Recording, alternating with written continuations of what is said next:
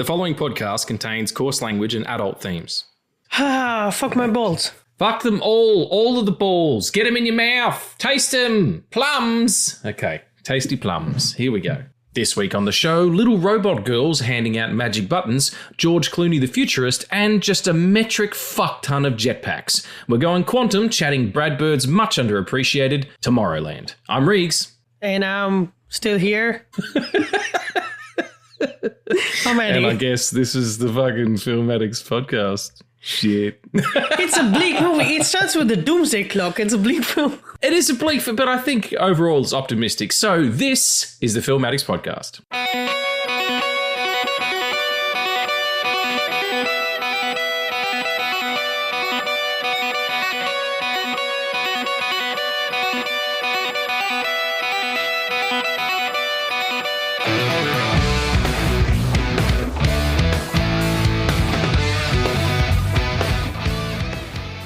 Hey friends, and welcome back to the Film Addicts podcast. I'm here with a jet-packed, ready to go, younger version of himself, optimistic, wearing a Nightwing t-shirt. Addy, what's happening? What's happening, you beautiful creature? Nothing much. It's just so fucking hot here, and I'm melting. Oh yeah? What's the season there at the moment? Well, it's summer, all 12 months. That fucking sucks. That's too much, man. Sitting there in ball soup. Terrible. All right, well, tell me one good thing that's happened to you in your week outside of media stuff. What's something that's been cool? I don't know. That might be a little too personal. Oh, well, yeah, no, maybe somebody's been going on some dates. No, getting some dates, getting some trim. You know what? I'll say this. I made a hot chocolate in a Spider-Man cup that I have right now. That's a good day. That's a good day. Yes, and we're recording 2 episodes. We're going back to back for you all, folks, because I was so fucking busy last week. It just couldn't happen. So we're going back to back on Tomorrowland. And this very same week, friends, you'll be getting an episode on John Carter. He's not of Mars. He's going to get there first. And then I think they would have liked the sequel to be called that, but no sequel.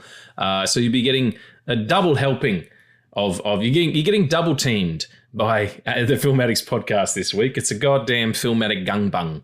So enjoy that. So yeah, you'll get this on. This should be dropping on a Wednesday if you're listening on a Wednesday, and there should be another one on Friday, and then we'll get back to our regular weekly programming, hopefully, after all of my just insane amount of work that's been going on, and not a lot of money. So fuck all that noise. But anyway, we're talking Tomorrowland. It's kind of our the third part of our 4-part kind of Jumanji-ish trilogy. They're getting less Jumanji as we go along. Yep. But that's okay. This still feels it because you've got the pin. It takes you to like an alternate reality where you walk around in it, but it's actually you stay in your own space, and then you actually had to get a ship to this thing to go into another dimension. And then by the time we get to John Carter of Mars, it's just like they came out at roughly the same time. So that one, it's not so much part of this sort of cool Euclidean trilogy that I was thinking about, but, you know, it's still going to work. So Tomorrowland it is. But before we speak about the wonderful Tomorrowland. No, wait. How are you doing? I'm dandy. I'm just busy. Like it's been hectic. I've had shoots back to back. Johnny's wedding, which was fucking lovely. Congratulations. Yes. Congrats, Johnny and Rachel. It was a beautiful evening, and fuck my hole. The sunset that we were able to capture, me and the photographer, coming down in that place, it was bright purple. Even the people who worked there were like, yeah, we get nice sunsets here, but fuck. Like, he's obviously a good human being because the universe delivered on that case, so that was good. But then also, all last week I was shooting a music video, which was exceptionally fun and like so great, and the results were excellent, but it was a lot of work. It was a couple of really big full days at the studio and on location and stuff. So yeah, I'm just a little bit worn out because I'm an old bugger. But I did just watch Frank Grillo's Gym or Fridge on YouTube, and he motivated me to get up earlier and work out tomorrow. So I'm going to come back, folks. I'm going to come back at you with more loudmouth nonsense, which is kind of my brand. Do you want to talk about, because last show we did some recommendations. So we're going to report back on the recommendations. And then in the John Carter episode, we'll do some new recommendations, and we'll kind of do it like that, I think. So yeah, I've got to ask, what did you think of Reckless? So full transparency, I'm halfway, like I'm I'm reaching the halfway point. I haven't completed it yet. It was just a lot. That's fair. Yeah, it's a 150-page graphic novel. It's totally fine. Yeah, I saw a video of somebody talking about Reckless, and they were like, it took me 30 to 40 minutes to read that. I'm like, you're not a human being. That's an alien in a suit. That's someone reading it like it's a novel. You've got to, excuse me, you've got to read it like you have to. Also, everybody, I'm backing up hard drives at my desk at the moment. I'm backing up like a 20 terabyte hard drive onto another 20 terabyte hard drive because one of them failed, and I can't stop it because it takes days to do that with the speed of these things. So I'm sorry if you hear some sort of weird sort of clicking or whatever in the background of my audio. It's just that there. I can't really do anything about it, so apologies. I just noticed it myself then. Yeah, you can't read it like a novel. You've got to read it, and like you have to really get. Like I can't listen to other stuff. Like I have music on or whatever, or be in a room with TV on or whatever when I'm reading a comic. I've got to be immersed. Yeah. And I'm doing sound effects and transitions and music, and everybody's got a different voice and all that stuff. Like if you really engage with a comic book the way that I feel that you should, it shouldn't be that quick to read. It should take you a little bit of time. Yeah, definitely. I just have to say the writing in it is it's honestly something that I've never seen before. Like it feels like what you want dark and edgy to feel like, and not what Zack Snyder does. Okay, yeah. But the art style is the biggest takeaway, at least at this point. Like I might not have a lot to say, but I really, really enjoyed it because I haven't picked it up in a week because week has been shit. But also, you don't want to rush through it. It's not a consumable Spider-Man doing whatever Spider-Man always does. It's a prestige format book. And yeah, the art is just Sean Phillips, and his son is the colorist on it as well. I can't remember his name. I think it might be Jacob, but they're just the loose rendering of everything, but still the precision of the time period and all that stuff. And Ed Brubaker he's got this really interesting style where if you say it out loud, it doesn't sound right, but if you read it, it's what it should be. You know, Like it's not how people talk; it's how people think. Yeah, it's spectacular. There's 4 other books in the series, which I have all of them now. I've invested in all of them, but I'm only halfway through the 3rd one. So yeah, I just the art style and the way that it's sort of internal monologue, but like actualized. And it feels so much different than anything that I've ever read. And I'm excited to go back in and pick up where I left off and just, try to get to the end of it so I can talk more about it, like in the whatever the episode we do next after John Carter. But thank you for the recommendation, because I was sitting at a visa check when I was reading it, because I had too many things going around, and it was good to just focus on one thing, and it pulled me in, and I was so invested in like the first few pages. Awesome. Oh, I'm glad you dug it. It's a very special piece, and probably the apex of their work together in the last 20 years or something. I know they've done heaps of other really good things, and I haven't read them all, but this is pretty special. You watched Asteroid City? I did, and I loved it. I thought it was excellent. I'm going to go on a limb here, and I might get some clapback. I'm not a huge fan of like Wes Anderson stuff. Like I'm not. Mm-hmm. I'm not dyed in the wool. Like some people think he's the greatest filmmaker to ever live, and they're right. They're absolutely right if that's how they feel. But my favorite movie of his is still Royal Tenenbaums, which is narratively much more traditional than I think most of the stuff that he's sort of done post Fabulous Mr. Fox, which Fantastic Mr. Fox, which is my other favorite of his. I like Grand Budapest Hotel fine, and Darjeeling Limited is awesome. The Life Aquatic's great. They're all good movies, but I struggle to engage because I don't find the character work there. I think it's a lot of style, and there's these sort of weird mannered performances. This is a particularly good example of it, but it totally works for it. It totally works for it. And it was really the construction of it, and the palette, which is a new thing for him. It made it look like a fucking Warner Brothers cartoon. And I was totally in, I can't tell you, any really super specific details or whatever, or any character arcs or anything, but I can tell you scenes that I love, like where the alien first comes down and takes the meteorite, and the back and forth between Jason Schwartzman and Scarlett Johansson through the window. It was great. I really loved it. I had a really good time watching it. So thank you for that recommendation, friend. No problem. Astro City is something that I recommend everyone to watch, irrespective of like their previous with Wes Anderson or not, because Asteroid City is the most Wes Anderson he's ever gone, because it's a TV program covering a behind the scenes of a play, but then you also watch the play. Which is the Asteroid City thing. Yeah, there's a lot going on in there. And that was some of the best stuff as well, the scenes with Edward Norton, where he was the playwright, and Adrian Brody and Jason Schwartzman playing the actor who would then go on to play the role. I like that kind of twisting of narrative. It was interesting. I love Tom Hanks in that, because there's one scene where he's talking to Jason Schwartzman's character, and there's nothing. And he just kind of just gags at him. He's the most out of place thing ever. But that's direction. Like all of those performances, you just hand yourself over to the director. You can tell, because none of them are playing the type that they are. Anybody, no one is playing their normal roles there. It's really maybe Edward Norton. He's become a good character actor in his older age. So, but yeah, really, really good. I recommend both Reckless and Asteroid City to anybody who enjoys good media. Wonderful, excellent. Well, this is going to be a short segment because I've watched fucking nothing. But what are we touching? Well, what are we touching? Well, that's a different segment altogether. That's a Disney Plus segment. That one. Disney Plus hasn't joined us in a long time. Hey, mate. Yeah. Hello, I'm sexy now. We've got porn on here. Do you?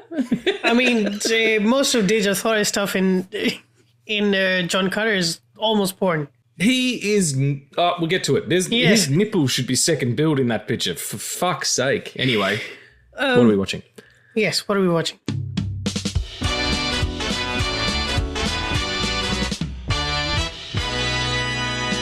What are you watching? Tell me things, because I've only watched one thing, and then I have nothing for John Carter.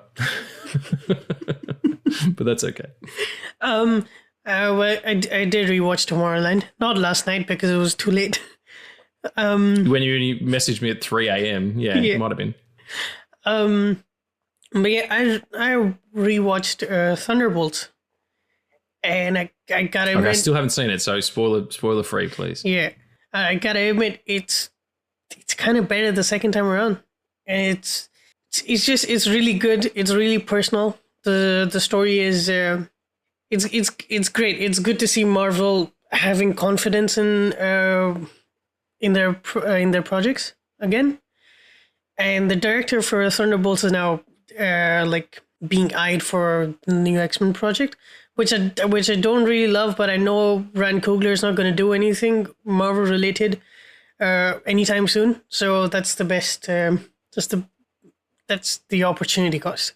He is writing Black Panther 3 or whatever that'll be. That is true. Because Denzel Washington talked about that he's writing a role for him, which is pretty cool. Even if that was a fucking recast, didn't even recast T'Challa, but recast a young T'Chaka and have it be a story about his dad. You can do a flashback story. You did it with Black Widow. Who gives a shit? I am still watching Andor, and it is breaking my heart every week. It is way too personal. And the recent episodes, 7, 8, 9, are some of the best Star Wars has ever been. And I'm that's coming from somebody who likes the sequel trilogies. And there's nothing wrong with that. But there's nothing wrong with that. If that's what you dig, that's what you dig. Yeah. People will shout you down, but it's. I don't see the benefit of this is that I'm not a Star Wars fan. I'm a fan of good storytelling, and then I can find good story beats in Star Wars. That's a great way to put it. Yeah. But yeah, I will. However, I'm thinking of going Andor season 1 and 2, and then directly into Rogue One, and then 4, 5, and 6 because that's the story connection. That's a good way to do it, I guess. But yeah. You've tried 4, 5, and 6 before, have you not? I have. And I have fallen asleep 40 minutes in. Yeah, I mean, it does. Maybe it's not for everybody. It's okay. Not everybody has to like Star Wars, you know. That is true. Not everybody needs to like Star Wars. Even though most Star Wars fans... Actually, I think they're probably getting better. They are not. If Revenge of the Sith can come out and do really well again, you know, people are revisiting that with new eyes. Why not? I've lost all hope in Star Wars fans, but I'm glad to see you have it. Oh, they're just as fucking toxic as Marvel fans or DC fans. DC fans are worse, like sending people death threats and stuff. Like, grow the fuck up. Anything else? No. You I save some for the next episode as well, Yeah. I guess. Yeah. What did you rewatch for the John Carter? This. I watched this. This is the movie that we're talking about. That's what I watched. And I've been watching the NBA playoffs. I've been watching a little bit of that. I know the Stanley Cup's going on as well, but the Vancouver Canucks, who are my team, aren't in it. So I'm getting trucky. And Em's like, oh, the game between the fucking Stars and the Jets was really good. I'm like, I don't care. It's fucking not. My Canucks aren't there, but the Celtic are doing really well in the playoffs. So I'm excited about that. I think I missed a game. I think they're playing in the middle of playing a conference game with the Knicks. But yeah, anyway, bit of that. But also I've been rewatching Buffy the Vampire Slayer. Ooh, a bit of... Started from scratch, knowing that I wanted to get back into it. And season 1 is, you know, got some really strong episodes, but it's kind of a monster of the week. And then season 2 is fucking brutal. Like, it's just, I mean, spoiler for a show that's, you know, 30 years old at this point, but or thereabouts. Like, Angel goes bad in the middle of it and fucking murders all these people, and then Buffy has to kill him, and it's really affecting. Like, I mean, some of it's, you kind of see that stuff that, like, Joss Whedon's writing hasn't aged well in a lot of places, and nothing about his politics or his pedigree or his feelings towards women or any of that stuff, but definitely some of it's dated, like, you know, or maybe it's the performances, I don't know, but there's some really strong episodes in season 2 and season 3 as well. I've just started season 4 last night, and I like Riley, and yeah, it's nice to go back. It's been a really long time. I like over, I don't know, how old am I? It's been over 20 years since I've watched it, you know, from start to finish probably, or 15 at least. I rewatch Angel a bit more, but yeah, it's worth a flutter. It's on Disney Plus. Check it out, everyone. The one thing I will say, though, because it's on Disney Plus, it's at least streaming in high def, like proper high def, you know, 16:9, and it's been remastered. Like, they've obviously done some sharpening and stuff like that, or maybe it's just a bigger TV. I don't know, but fucking hell, Buffy's like Sarah Michelle Gellar's stunt double is a 42-year-old man. Like, it's not. It is not even like, and Angels is the same. Like, it's, you know, you see this beautiful David Boreanaz, and then you see the guy who looks like a fucking catcher's mitt. Like, it's unbelievable. I don't know how they got away with it back then. And you can tell anyway, like, but it was just particularly funny. Like, it wouldn't be less convincing if she was black. Like, so why did Buffy go black for a second there? That's her stunt double. Anyway, check it out. Why not? Why did Buffy go black? When did Buffy turn black? Excellent. Wonderful. Well, let's jump on into some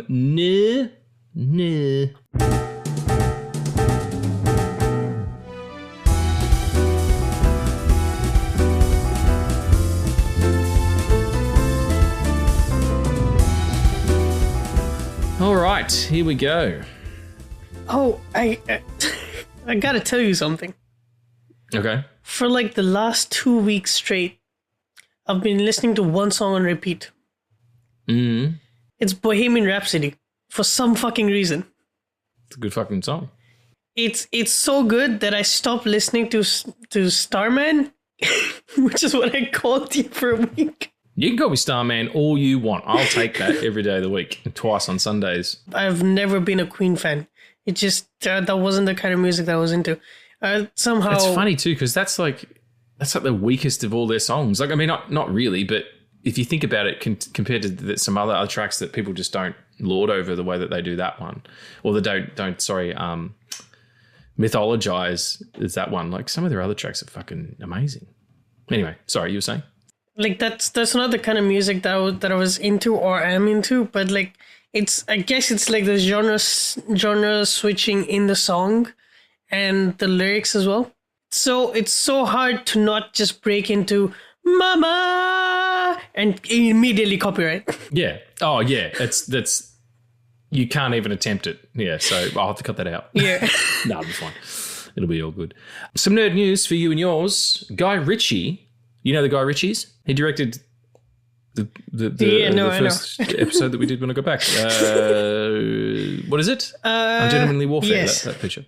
Yeah. He's directing the sequel to Roadhouse with Jake Gyllenhaal. Oh, no.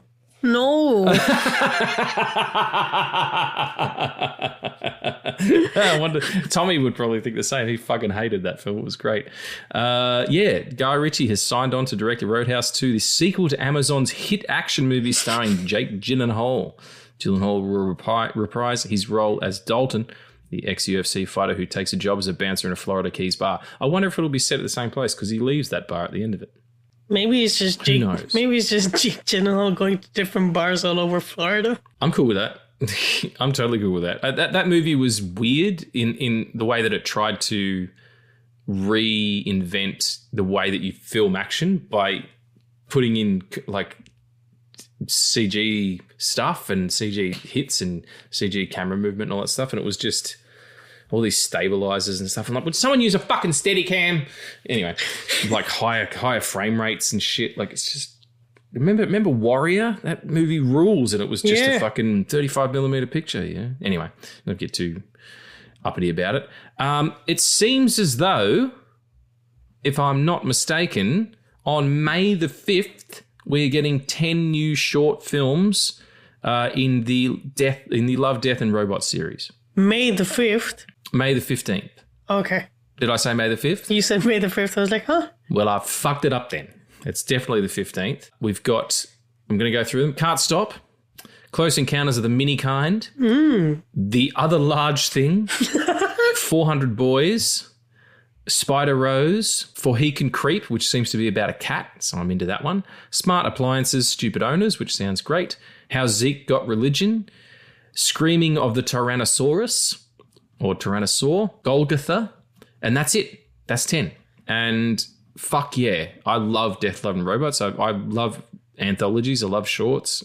And yeah, I'm really excited about that. Coming to Netflix on May the 15th.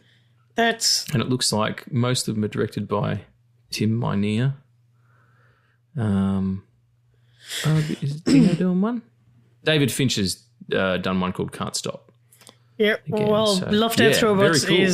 Love, Death, Robots is his brainchild as well. Like it's co-created by him and Minear. Yeah. Tim Miner, or Miller. Tim Miller. What's his fucking name? Tim Miller. Yeah. Tim Miller. Yeah. Tim Miner is one of the guys who used to write on Smallville, for crying out loud. But yeah, bring on more of that. Death, Love, and Robots. Thank you, please. The other large thing is what I refer to your dingy dong. I'm so sorry. My dingy dong? I don't know. It was in my head, and then I said it, and then it wasn't as good. That's, I mean, just the fact that you said dingy dong is pretty great to me, so don't worry about it. You know what else is good? Mark Ruffalo's big dingy dong will return as the Hulk in Avengers Doomsday and Secret Wars. I wasn't sure that this was going to happen, but reportedly he will return. I don't think he's coming back as the Hulk. You don't reckon? No. Why not? They would have been like, hey, Mark, do you like money? And he'd have been like, yeah, I love money. And they'd be like, do you want a bunch of it? And he was like, yeah, fucking awesome, I do. I've got to get this fucking dick made normal. That's going to cost a lot because he's a big green monster. Oh my God, it's going to be the Hulk and Reed Richards in the same film. I know, it might actually happen. What we had prophesied may come to pass. Holy shit. The guy's going to have a huge, big, green, hulking body and a small man's peach-coloured beige penis. Who knows? Like go back to what was it? The Doctor Strange episode. I think it was either the Doctor Strange or the Moon Knight episode. Yeah. So either listen to our On a Moon Night Like This or Strange Brew episodes from season 1. I think it was, or was it season 2? Season 1 for that joke where we talked about Reed Richards helping the Hulk have a normal sized penis so that he can fuck stuff. I said that the other when we were rewatching it. Emily was there, and he was like, you know, I put the brains and the broad together, best of both worlds. And I was like, yeah, but you can never fuck again. And Emily just pissed herself. She's like, he couldn't, could he? I'm like, not without killing a bunch of people. Like, he would become a prolific serial killer. Like, oh no, the dictator has struck again. And he's pounded someone into oblivion, for crying out loud. But you know who he could fuck? Is Supergirl. And is who? It's Supergirl. He could do that because she could probably take it. Because I heard She-Hulk, and I had like a bunch of questions. They're cousins, aren't they? Yeah, let's not do that. No, who did that? It's in Old Man Logan, and they've got like inbred children. I'm like, fuck off, Tim Miller, with your inbred children. Goddamn shit. Yeah, it's not cool. Anyway, the only reason I mention that is because DC's Supergirl has officially wrapped filming. The film starring Millie Alcock. Millie Alcock. Jesus Christ. What did I say? Alcock. Whatever. Still got cock in it, mate. That's the funny part. You can put Al at the start of it or ill or whatever. It's still cock. It's wrapped filming. And it is scheduled to be released in theatres on June the 26th, 2026. Exciting times. I still reckon they should have given Sasha Kalia going. So like fucking a month after Doomsday. Oh, yeah? I love that. What? I love the little, oh, yeah. Oh, yeah. That's just me, like, not knowing if you have all the information, because I certainly don't. But, yeah, that's a bit of the nerd news for you, everybody. How do you feel about Supergirl? Are you kind of excited about it? Because have you read the Tom King book? I did. Is it good? Oh, my God. It's fucking amazing. She rides a flying horse into space and fights a dragon. Excellent. Like a fucking space dragon that's made out of constellations. They're not going to do that, but it's still a good fucking read. It's only like... You never know. I mean, we don't know what they're doing yet. Like, Superman looks the way that it looks, and it seems pretty legit. Like, if you're putting Mr. Miracle and Hawkgirl and a Green Lantern that fucking no one knows with a dicky haircut in your opening gambit, like, they're going deep cuts, you know? Yeah, also, did you see the teaser for Peacemaker Season 2? Oh, fuck. I'll have to send you that. In that... it says by James Gunn, director of Superman and Guardians of the Galaxy. Like they're saying that before Superman comes out. I really hope it. I was talking to the guys on Sequels Suck a week or two ago. No, it was more than that. Anyway, whenever we recorded a show, I can't remember what one it was, but I said I don't think it's going to do the business that they want it to. Mm-hmm. I don't like that movie's going to have to make $1 billion for it to be deemed successful, I reckon. And I just don't know if people are going to come out for it. But yeah, I hope it does well. And I hope it, we get horse constellations. I'm excited for Supergirl. And that's not what I was going to say, but I am excited for Supergirl. I am also excited for Hawkgirl. Yeah. And, Mr. Miracle's like really cool character as well. Yeah, I'd just be interested to see how it's all going to play out. I'll go and see it happily, I'll pay my money, but I'm not expecting it to change my life or anything. But you know what is life-changing? Going into the future or another dimension. It's Tomorrowland, everybody, and it had a subtitle, and I can't remember it now. Do you remember it? Wasn't it just Tomorrowland? It's Tomorrowland, and then it has a subtitle, like not in the title, but it kind of has one. Directed by Brad Bird, starring the George Clooney's and another young lady whose name escapes me. It was written by Brad Bird and Damien Lindelof. Britt Robertson, who plays Cassie. Yeah, no, that's what I was going to say. Oh, good. Yes, written by Brad Bird and Damien Lindelof, directed by Brad Bird. It was his first live-action picture, if I'm not mistaken. Just a couple of interesting facts about this picture first. Shailene Woodley turned down the lead, and probably rightly so, because this has a 2.7 score on Letterboxd. Like, fuck you. What are you talking about? How is The Flash doing better than that? Oh, don't tell me that's actually fucking real. Like, The Flash is better. I don't know, actually. I didn't look that up, but I'm just kind of assuming. But yeah, it was... very, very peculiar. And Brad Bird turned down directing The Force Awakens. I believe his code was that Star Wars will be Star Wars without his creative input, but he wanted to do more. Fuck, I'm fucking up because now he wanted to do more. Yeah. Fuck. I mean, who doesn't want to do more fuck? I love it. Yeah. I would like more fuck. He wants to do more original. More fuck for the table, please. Can we get some more fuck with the bread? Thanks.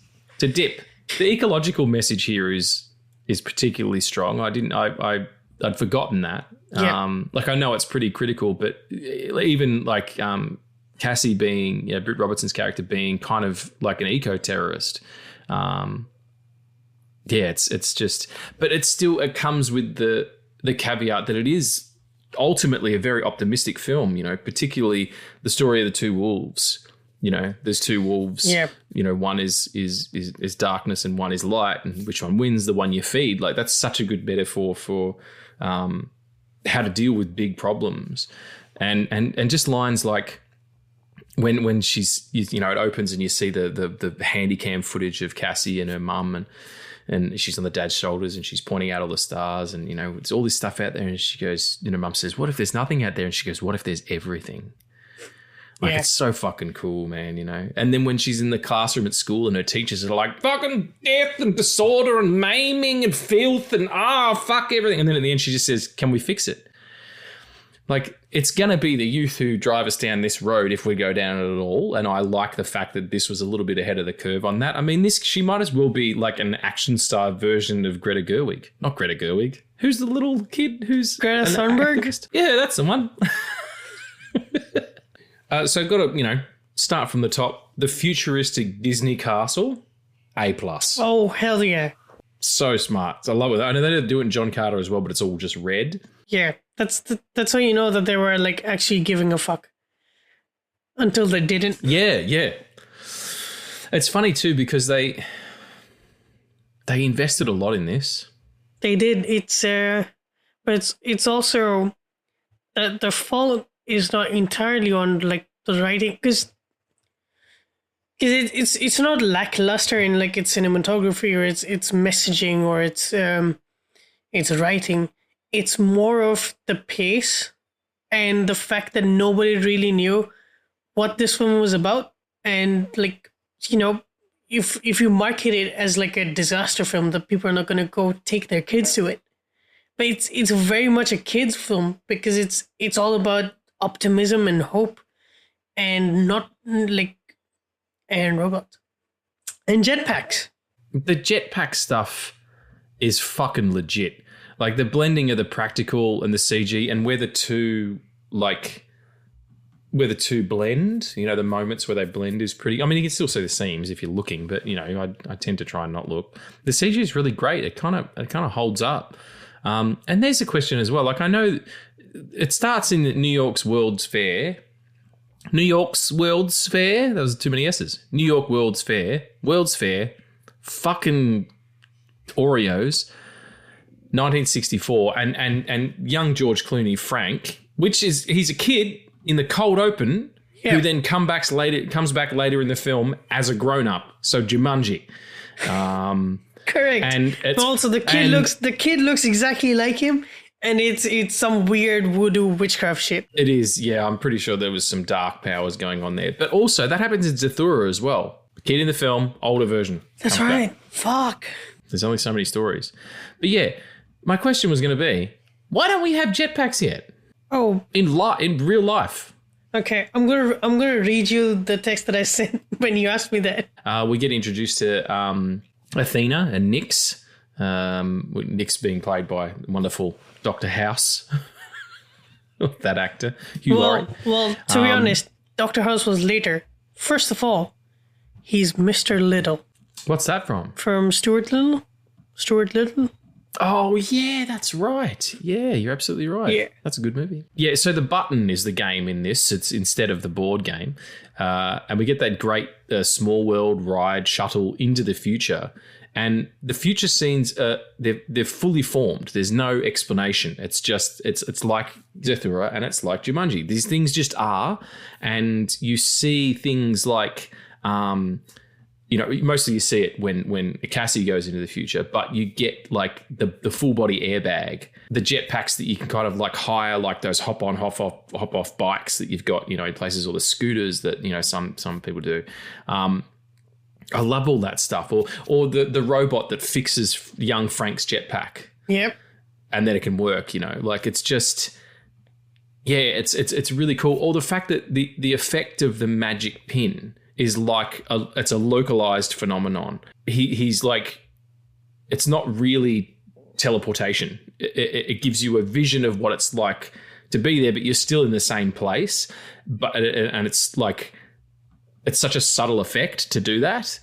You know, like to have it be like when she's in the car and she touches it and then all of a sudden she's just like hovering above wheat fields for a second. Like, and they don't explain how it works or what, you know, why that would happen or anything. It's just like, this is the story and get on board. I fucking love it when they do that, you know. Treat your audience like they know what they're doing. And also, we don't have jetpacks yet because there'll be idiots who try to go into space with that shit and then they'll fall back to Earth. Yeah, all these Icarus motherfuckers. Yeah, you're absolutely right. They'd be crashing into each other and drunk people would get him. And yeah, I'd forgot you'd said that, but yeah. So yeah, once Cassie does get she's like a industrial terrorist, which is really cool, and like breaking down all the stuff at Cape Canaveral. But I think that the part that really gets me is after she gets given the pin by Athena, and she touches it after she gets arrested and goes into the place, and then she can't get out of the room. So then she goes and rides her bike to an open field, and she goes there and you see this one continuous shot of her like getting on a train and seeing all these people, and then the pools with the different levels and all that stuff. Like, it's just so well realized. I would have loved to have worked on the design level for this the future setting. It's really cool. Yeah, it's the 60s vision of the future, right? The 50s and 60s vision of the future. Yeah, it's super Art Deco, yeah. Yeah, and it's like The Rocketeer. It reminds me of The Rocketeer. Yeah, absolutely. And then it's also heartbreaking when you realize that it's not actually that it was an advertisement. Yeah, it was like a little sneak peek of, hey, this is because they wanted to get all of the world's sort of greatest minds, I guess, or the best people who would further the future as opposed to, hold people back. Because it's true. I mean, sometimes we have to slow down for people. It's like in what's the show?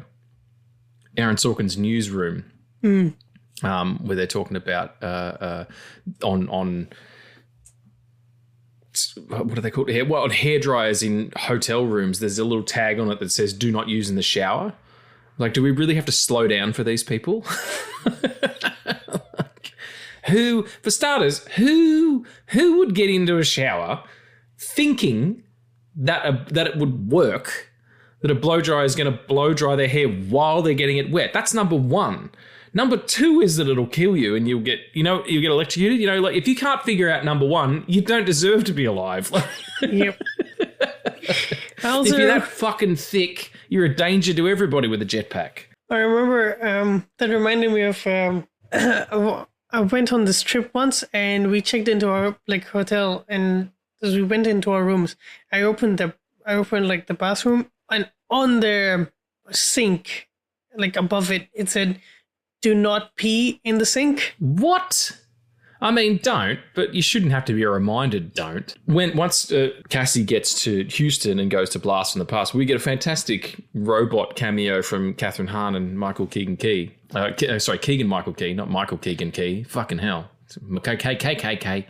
They kind of explain what Plus Ultra is. They built this place to further humanity without all the noise that goes on in politics and government, because it's kind of, what the fuck. And when they end up turning out to be people who are working for Nyx, Athena saves her with that cool time bubble. Yep. It's like a thing that sort of just holds people in time. And then once they do finally get away, the robot Secret Service turn up and they straight up murder cops. It's not even, they turn them to dust. What the fuck, man? They do. They also the time stop thing. It's like that. It's like the Rubik's Cube in Ready Player One. I just realized that. Oh, yeah, you're absolutely right. Ready Player One cribbed from a lot of things. It did. If you get a chance, go online. What's the name of the guy who wrote that book? Ernest Cline. If you get a chance, go online and look at Ernest Cline wrote a poem, which is really long and it's kind of, it doesn't rhyme or anything. Well, some of it does, but called Nerd Porn Auteur. And it's about how he wants to make pornography for nerds with nerdy girls and stuff. It's fucking bizarre. It's really weird and odd. Anyway, check it out, everybody. You'll enjoy it. We turn up at Frank's farm. That's a real thing? Oh, yeah. Oh, yeah. Treat yourself later on. It's absolutely ridiculous. That's insane. We turn up to Frank's farm. He's got the fantastic holographic dog, which I really love. Just super cool. And the first images of him are like obscured by sunlight. You sort of don't see him. I think they're trying to make it seem like you can't relate him to the kid. And he sort of explains that he got in trouble for building the doomsday clock, and that's why they kicked him out, to know that this was what was going to happen. And through the course of their conversation, the Cassie actually changes it. Doomsday clock, which is at 100% positivity that the world's going to end, goes to 99.999 at infinitum%.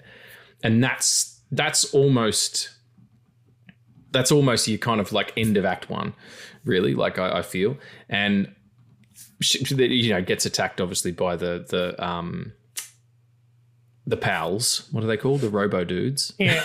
The raid on Frank's farm, basically. Yeah, I think the moment when that happens, when she changes the clock, the line is, and it's my favorite line, don't we like make our own destiny and stuff? And then ding, and it changes. Like, it's such a fantastically naive, childlike reaction to something like that. And that would be the thing that is optimistic about it. Do you know what I mean? Yeah, definitely. It's also because, like, ever since he got kicked out, he hasn't been that optimistic kid who walked into the World's Fair, Like all his inventions were then like almost corporate inventions. And then he lost hope in them, and like that was this beginning of this cycle of doom. Like, he played a part because of that, and they played a part because they kicked him out. Like, had they stayed together and worked it out, it probably would have worked. But Nix became this kind of, again, power-hungry dude. I don't really think they should have killed him, but... Does he die? Brutal. I mean, gets crushed, yeah. Gets crushed, absolutely. I enjoy when the robot Secret Service guys turn up and one of them gets hit with a bat, which looks really cool. The laser grid that sort of splits one is really awesome. And then the fantastic bathtub ejection. Oh, incredible. It's all that stuff, of like the little incidentals, which I really dig, yeah. And like all that leading up to the fucking rocket in the Eiffel Tower. Yeah, well, I mean, to get to Paris first, this is something I'd love. Like, this is so specific. Teleportation causes an illness. You lose all of your blood sugar in 1/100th of a second, and they don't explain why. All they're like is, you're going to feel like you want to die, but then you just have a Coke and you'll be all right. And she smashes a couple of Cokes and she's all good. And he even says, like, when she's questioning it, do I have to explain everything? Can't you just be amazed and move on? That's Brad Bird and Damien Lindelof talking to the audience. They're going, don't get caught up on why Ariel can talk underwater and why her best friend's a crab. Like, just fucking get on board. It's a story. Like, just be part of the story. I think people forget that so often, Like, this film is great, but the fact that Brad Bird is behind it speaks volumes on just the way that he's able to convey a message that way. Because, like, I feel like his Force Awakens would have been great as well. But, like, Brad Bird is such a visionary that you cannot help but fall in love with the kind of vision that he's presenting you with. And who wouldn't want to fall in love with Tomorrowland? I mean, it's like a little bit too... The place, not the film, the place. I like the field part of it. All the city stuff is not really for me. I'm more of a naturalist, I think. But I do like all the design of it, and so maybe I'd take good visits. But yeah, when the Eiffel Tower does turn out to be a device to get them to another dimension, it fucking blacks out Paris, which is awesome. And when they get to the actual Tomorrowland, it's dystopian and broken down, and Nix is this fucking totalitarian looking motherfucker. And I like it how he's like, time hasn't been kind to you, he says to George Clooney. He's like, yeah, well, I age naturally or whatever. And he goes, I don't have my special shake. And he goes, yeah, it comes in chocolate now. And George Clooney goes, Yum. It's such a good delivery. He's in it too. Like George is great when he turns it on. Like he sells the shit out of it. And there's no reason that he should, because it bookends with him talking to the camera. Like, and he's legit. He's taking it really seriously. Going back to it, I did not expect to like George Clooney, because I remember watching it the first time and I did not like George Clooney. And like now, like understanding some of his beliefs and like the things that he's been through. The poor motherfucker fell in love with the robot, man. Like that's relatable. Yeah, the overarching. Well, I mean, you know, everybody's got a dildo that's their favorite, don't they? Like, have you ever at 3 a.m. asked Siri to tell you a story? Tell me you haven't. No, I don't have Siri turned on because I don't like to intentionally bug my own house, and I also don't need it. Like, I'm not. Like, actually, I was at the studio the other day, and as we were going upstairs, my business partner was like, I think it was Alexa, he said, Alexa, turn off downstairs. And all the lights went off and the TV went off. I'm like, fuck, man, no. I say no. It's not for Regs. That, I don't know. No, people can call me a fucking whatever, a hippie, or call me whatever you want to call me. I don't give a shit. I just thinking putting my faith in technology too much makes me unsettled. I don't know. It took me so long to get a smartphone. Like, seriously, a long time. Really? I was in my 30s. Yeah. They'd been around for a long time. My first iPhone was like an iPhone 10 or something like that. Shit, I remember that phone. Yeah. Like, I just didn't do it. I had a little Nokia thing. But anyway, regardless of all that shit, tachyons, very interesting. Yeah. To see into the future, scientists are still too busy arguing whether or not they exist on Earth. It's faster than light and uses them to see through time. This machine is just Cerebro, dudes. Yes, 100%. It's just Cerebro. It absolutely is. And I really like the Brad Bird's kind of intuitive filmmaking. You can tell he comes from animation, like where they find out that they've got 58 days until Doomsday and they want to do something. And then the shot of George Clooney getting knocked out and the camera falls with him and then wakes up within the same frame. It's just little details like that really give you the style of it, of Brad Bird. I love that Cassie is the most cynical one in that group, even though they have Nix there. And Nix is talking about all this and Cassie's like, yeah, but you're talking about all this. But what can we do to fix it? You know, like we have that time. And so in that dynamic, she becomes a cynical one because she doesn't believe that the world is going to end. Yeah, that's right. Yeah, she becomes a cynic about the thing that everybody else was so cynical about. It's now happening. Yeah. Which is weird. It kind of like, it's a self-fulfilling prophecy. Zapping the idea into people's heads. Like she wants to broadcast, you know, the idea to help kind of shake people out of apathy. And they're like against it, which is exactly what most governments say about the theory about, you know, what used to be called global warming and is now called climate change. Yeah. It's like the more information you give people, the more threatening they are. I don't know. It doesn't make any fucking sense. I understand that en masse, we're pretty fucking stupid, but yeah. That is true.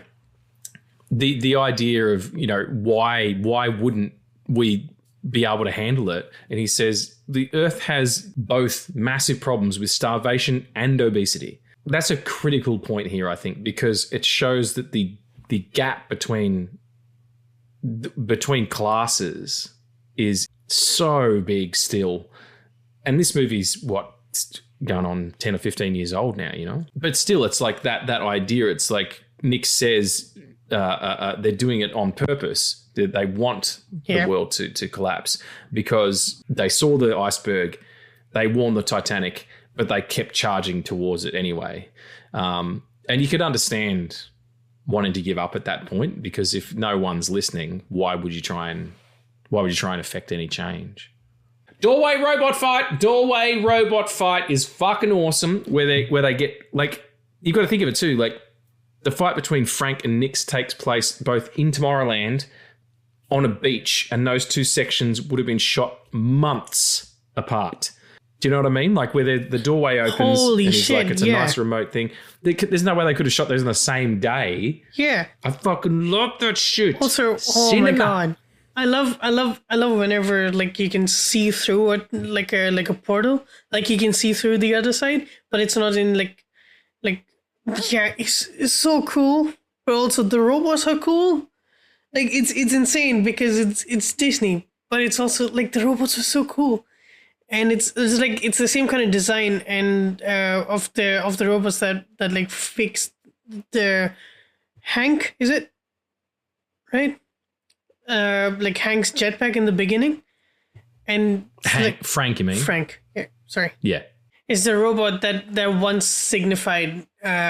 I might be reading into it too much. It was a robot that once signified like growth and progress, and is now just a killing machine. Technology fails us in the end, or supersedes us as well. Yeah. It becomes a superior to us. In terms of its understanding, it's pretty devastating when Athena sort of uses her core to stop the machine.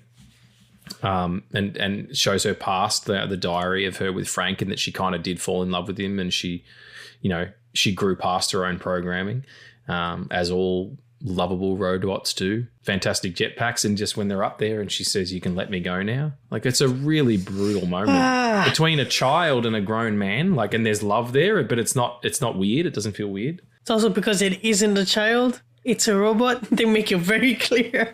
Yeah, they're like, this isn't a kid. This is not a kid. You can't fuck it. It's not. No, absolutely not. Can't fuck it. Have you tried? You can't. Like, there has to be. There's no holes. Except for the one where she hides fucking huge explosive ornaments inside of herself.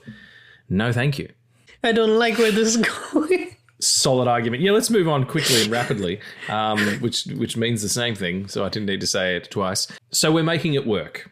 Yep. Which is the end there.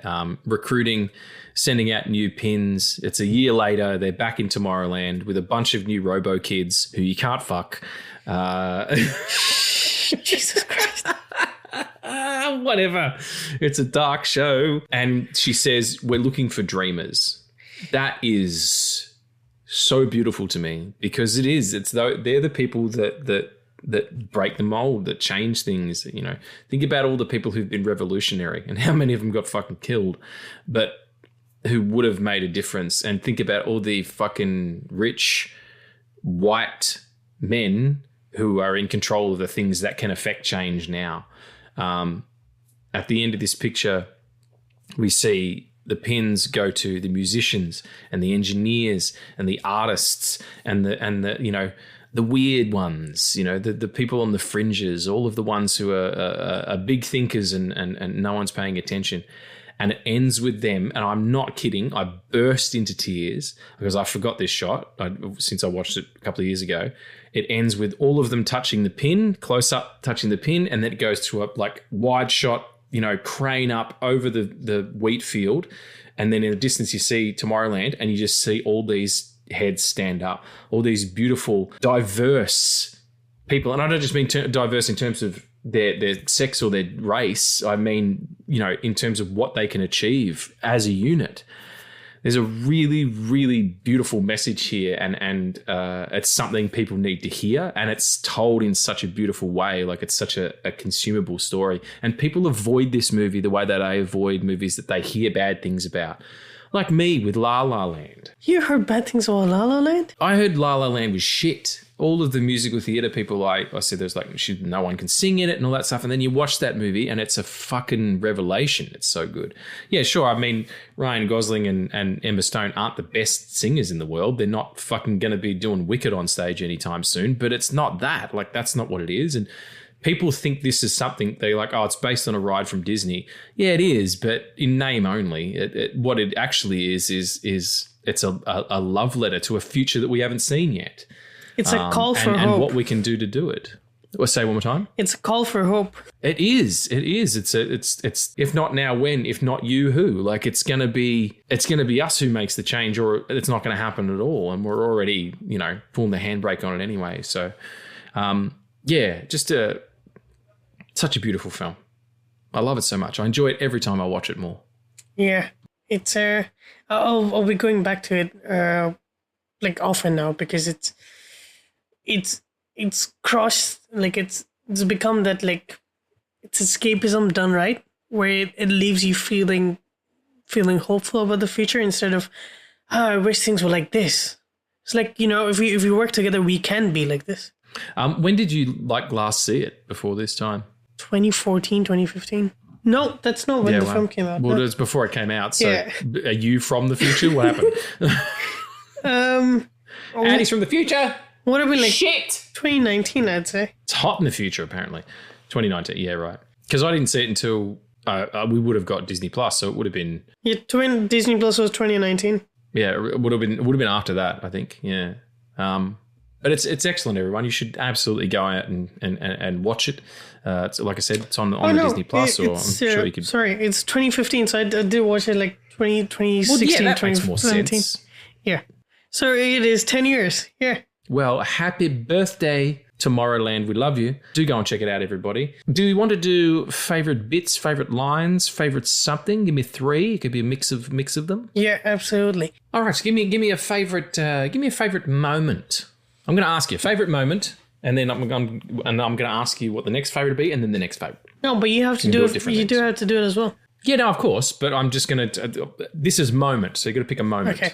The next one's not going to be a moment. It's going to be something else. I think my favorite moment is fuck, man, this is hard because I love like the New York World's Fair stuff. I think the geeking out that Frank does while going into the secret room on the Eiffel Tower. Yeah, where he's talking about all the mathematicians and scientists and stuff.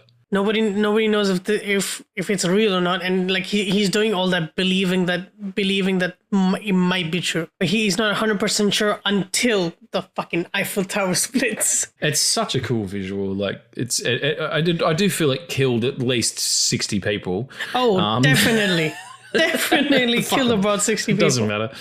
Yeah. Bunch of people who were trying to rip off tourists, in and around about the Eiffel Tower, I'd wager. That's a good one. My favourite moment is, don't we make our own destiny and stuff, and then click, and the look on George Clooney's face is fucking outstanding. Like, it's just really, he sells the shit out of it. Excellent. Favourite futuristic gadget that is invented? You can't say jetpack, it's too easy. Fuck you. Yeah. Fuck you for taking that away from me. Well, just live with it. Live without jetpacks, bitch. Can I say the pin? Does that count? Yeah, you can say whatever you want, just not jetpack. Well, yeah, okay. I'd say, because I wouldn't say the Cerebro shit, because I don't want to go near that ever.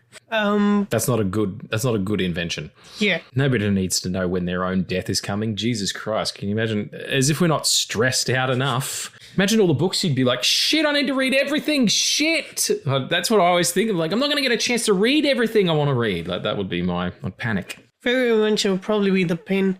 If not that, then I'd say the pools. The pools look really cool. The anti-gravity pools? Yeah, the anti-gravity pool. Yeah, I like those too. That was going to be my one. So I'll double team you. I'll double team you? Hang on. That's not what I meant. I will back you up. I'm into it. I will agree to disagree. Okay, and finally, favorite mint-based product. Nothing to do with Supernatural at all. Favorite mint-based product. I'm going completely the opposite of this. But I think mint in ice cream does not go well because at the end of the day, it just tastes like toothpaste in your mouth. And you don't want that. Okay. All right. Yeah, all right. That's a pretty good argument. So what's your answer then? Ooh, condoms. Mint flavored condoms. It's cooling on both sides, both organs. I was going to say that is a breath of fresh air somewhere. That could be the slogan, actually. That's really good. I was going to say like a peppermint crisp, which is a chocolate bar, but I'll go with Spearmint Connies as well. There's actually a strip joint in Melbourne called Spearmint Rhino. I don't know why. Man, I've never been in there. Gotta go there sometime. Regardless of that, it's Tomorrowland, everybody. Go and check it out. We're going to do some questions. Do we have questions? I think we do. Wonderful. It's question time.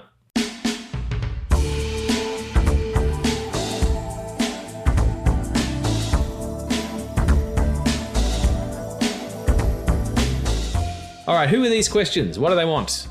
It's probably not Chaz. He's busy making movies. Ah, well, it is Chaz. Ah, my main man. Question is... I'm a top. I'm just assuming. That's what the question is. I'm definitely a top or a power bottom. I'm not sure.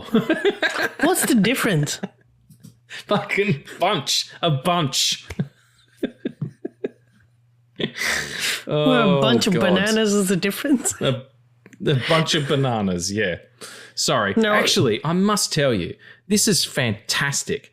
We were talking today at breakfast, and my sister-in-law was there, and she was saying that we were talking about bananas. I'm like, yeah, it's such a pain. Like, you buy a bunch of bananas and you get two, like, bananas have such a weird ripening period. It's like they're no good for 2 weeks, and then you've got 45 minutes to eat one before you've got to turn it into banana bread. You know what I mean? Like, it's just, they're so fucking fickle with their ripeness. And you buy a bunch, and I end up like cutting a bunch up, putting in the freezer for smoothies or whatever, which is totally fine. But I still would like to have a ripe banana, once a day. And she's like, next time you go to the fruit shop, buy single ones that aren't in the bunch, right? Because people always like go, oh no, I want 4 bananas, not 5. Click and take that banana off. And you get these little solos just sitting around. She's like, buy a bunch of solos that are at different stages of ripeness. Holy shit. Isn't that a fucking life hack for all of you potassium motherfuckers out there who need to get it in you? Well done, Alex. That's very impressed. That's incredible. Yeah, she's a smart chick. Anyway. We get like single bananas in a plastic bag in 7-Eleven. It's like every. Can you say banana again? Can you say it again? We get banana. You say it so good, man. Thank you. Banana. You hit the N harder. Yeah, that's cool. I say banana, you say banana. That's a much better way to do it. But I can't do it without trying to sound Caribbean. Please never say I hit the N harder. Please. Do we have a fucking question? It's poor Chaz. He's on bated breath, standing there with a samurai sword, waiting for us to answer his question. Yes, he's listening. We'll do it, buddy. He's listening to the episode on the beach, and just the director's like, "We're ready to go. What the fuck are you waiting for?" Wait 1 minute. They're going to answer my thing, and also they've got a really good life hack about bananas that I'll talk to the craft services people about next time we have bananas come in. All right, action. Bananas. All right. Cast your co-host as a lead in the first ever R-rated Pixar film. What's the title, plot, and the character? Oh my good gravy. Okay. Title, plot. It's called Only Night. Knight. Only Night. I'm casting Addie as the last knight in like a dark realm that's been taken over. And he's got to go through a bunch of trials, but the trials aren't like sword and sandal based, they're cock based, and you have to use your cock is your lance, and you call it Murgatroyd, and you go around and you've got to pleasure people so much that they give you information, and then you can get to the next place. You know what I mean? And then eventually you have to fuck the big bad guy, and he loves it. Only Night. I will only sign on if the big bad guy is played by Henry Cavill. Sold. Henry, give us a call, mate. It's just voice work. You just got to ooh and ah. That's all. He's just voicing I know you're listening. He's just voicing a drag. He's just voicing it, yeah. It's an animated film. He said it's animated. It's Pixar animated. So, yeah. And it's called Only Night. And the poster of it is just a huge, huge dick with like... a sword hilt? with a sword hilt. Exactly. The ideas never stop. All right, you go. What am I in? Oh, mine was really boring. Now I gotta think about it. No, go on. Just first thought. Just throw it out there. First thought was Mr. Ernest Banana. Mr. Ernest Banana. Okay. And what's our story? Well, it's Indiana Jones, but he's a banana. He has a little whip. And he's into S&M or something. He has a little whip, and like the story is that you have to find your. That wouldn't be good, would it? That's not. Come on, I'm on the edge of my seat. You have to go and find like missing children, and hang on, no, you can't have. No, listen, the missing children are like little small like baby bananas. Okay. And you have to sacrifice yourself. But how you sacrifice yourself is you know. I peel my... This isn't sexual at all, unless you're really into bananas or kids. And I like bananas as much as the next guy, but I'm not going to fuck one. Yeah. Same with kids. Yep. Chaz, you make us worse, mate. You make us worse. What's the name of it again? Mr. Ernest Banana. Mr. Ernest Banana. I'm going to take that. Someone do some art for us. Someone out there, that'd be wonderful. Oh no, I got a better one. You don't even need that much of a budget. You just need to build a set. And it's just Mr. Ernest Banana is like at one point in his life was a really popular porn star, but he's a banana, so he's a porn star for fruits. So it's like Red Rocket. I don't know what that is, but he was a porn star for fruits. And so each episode they're like older people coming to like get your banana juice, but you strive for like actual friendship and relationship, and they only strive for like physical acts. What are we doing? I don't know. We have lost the track. Hopefully we answered it well enough for you there, Chaz. We're going to stop now before we get into any more internet trouble. Bless you all. Thank you so much for being here again. I hope you enjoyed the Tomorrowland episode. We'll see you in a couple of days when we're talking about the pretty fucking good John Carter from 2012. But in the meantime, Addy, you're an earnest banana, and I cherish you. You're filled with all the vitamins that I need, and I love you. Mwah. Yeah, I love you too, man. And on that note, remember... Stay amazing. Stay safe. You never write these. It's I don't. Make sure you're getting your potassium. Yes, make sure you get your potassium. I don't fucking know. Should I cut this off?